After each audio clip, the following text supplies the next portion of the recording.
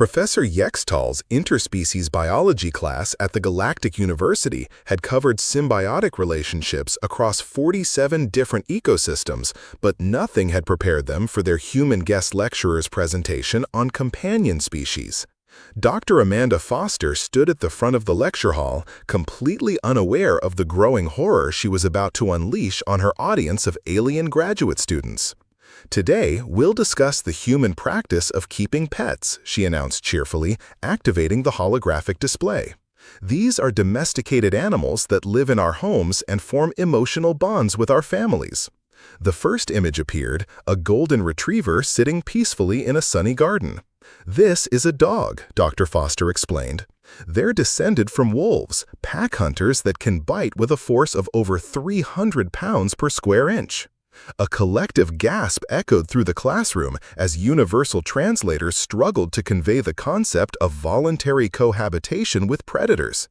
Student Zichtal, a crystalline being whose species had never encountered a predator larger than a grain of sand, raised a trembling appendage.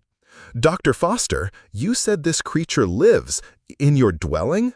"Oh yes, dogs are wonderful companions, very loyal, protective of children, and they love to play fetch." The hologram showed children throwing balls while the massive canine bounded after them with obvious enthusiasm. Professor Yextal's tentacles were writhing with distress patterns. "Dr. Foster, perhaps you could clarify?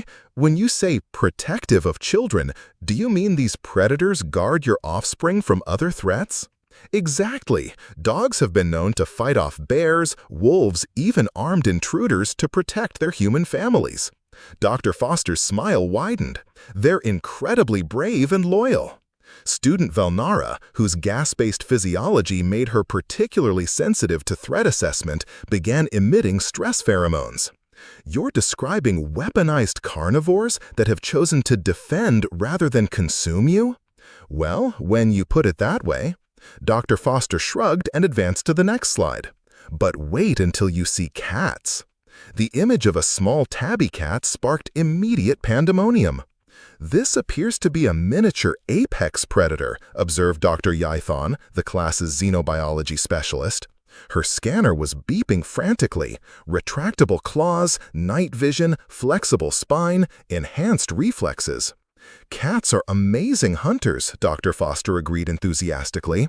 "They can see in near total darkness, leap 6 times their own height, and their reaction time is faster than most humans can perceive." Student Jixpal's bioluminescent organs were flashing distress signals. "And you domesticated these killing machines?" "Actually, it's more accurate to say they domesticated us," Dr. Foster laughed. "Cats essentially trained humans to provide food and shelter in exchange for pest control and companionship." The revelation that humans had been psychologically manipulated by small predators sent shockwaves through the class. "Dr. Foster," Professor Yextal managed, "surely these are your most dangerous companion species?" Dr. Foster's expression suggested otherwise. "Oh no, we keep much more interesting animals as pets," she clicked to the next slide. "This is a python." The image of a 12-foot snake coiled peacefully around a human child's shoulders caused 3 students to immediately evacuate the classroom. "Snakes make wonderful pets for experienced owners," Dr. Foster continued as emergency medical teams attended to the fainting students. "This particular species can grow up to 20 feet long and is strong enough to crush large bones." "You allow constrictors to interact with your offspring?" Dr. Yaithon's voice had risen several octaves. "Well, supervised interaction with well-socialized snakes. Education is important for both the children and the animals."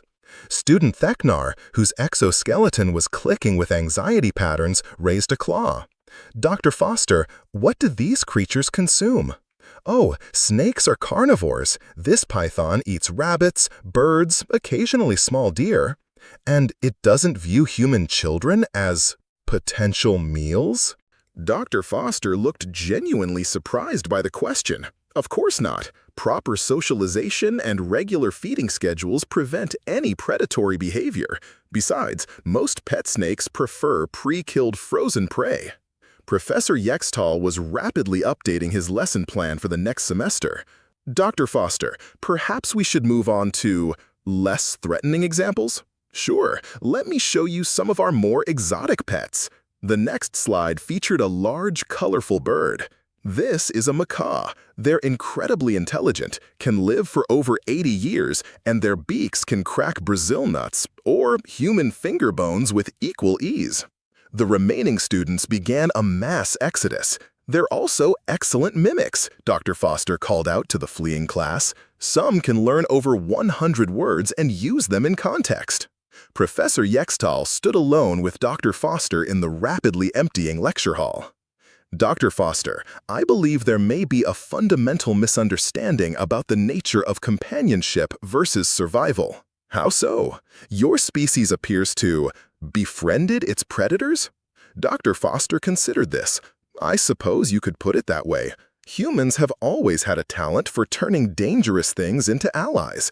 Dogs, cats, horses, even some large birds of prey. Birds of prey? Falconry has been practiced for thousands of years. Humans trained eagles, hawks, and falcons for hunting and sport. Professor Yextal's academic composure finally cracked.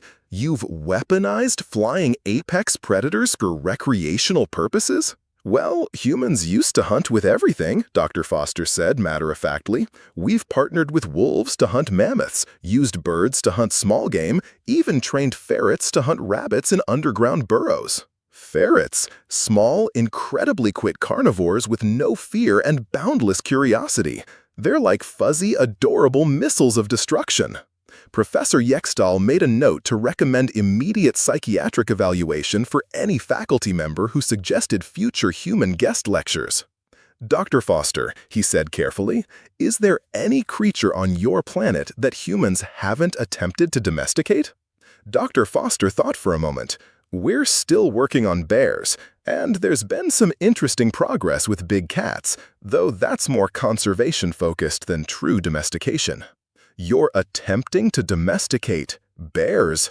Some humans keep them as pets, though it's not recommended. Bears are unpredictable and can weigh over 800 pounds. Professor Yextal began transmitting emergency updates to the university's insurance department. Dr. Foster, one final question. How has your species survived this long while surrounding yourselves with creatures designed to kill you?